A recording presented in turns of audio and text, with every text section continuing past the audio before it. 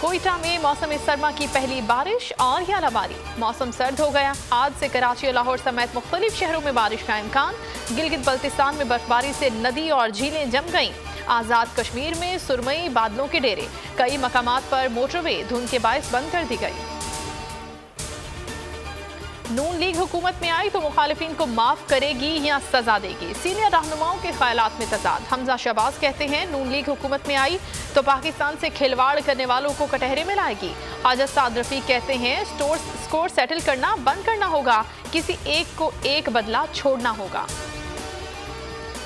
एहसन इकबाल कहते हैं नवाज शरीफ की वापसी की खबरों से ही हुकूमत की नींदें उड़ गईं, हुकूमत के इत्तेहादी भी छोड़कर जा रहे हैं। नून लीग पर मुल्क को बहरानों से निकालने की भारी जिम्मेदारी है।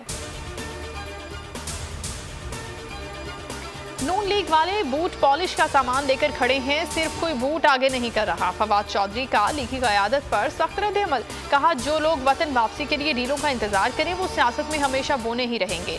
शहबाज गिल कहते हैं नवाज शरीफ बेदखल होकर पाकिस्तान पहुंचेंगे और सीधा जेल जाएंगे।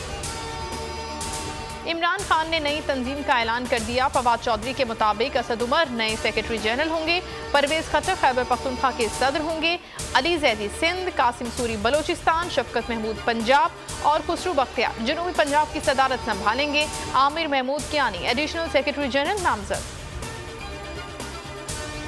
और पाकिस्तान ने भारत को हरा दिया। दुबई में जारी अंडर-19 कप का मैच सनसनीखेज रहा। 238 रन के हदफ में पाकिस्तान ने आखिरी गेंद पर फतह हासिल की। पाकिस्तानी बल्लेबाज मोहम्मद शहजाद ने 82 रन बनाए। जीशान जमीर ने 5 खिलाड़ी आउट किए।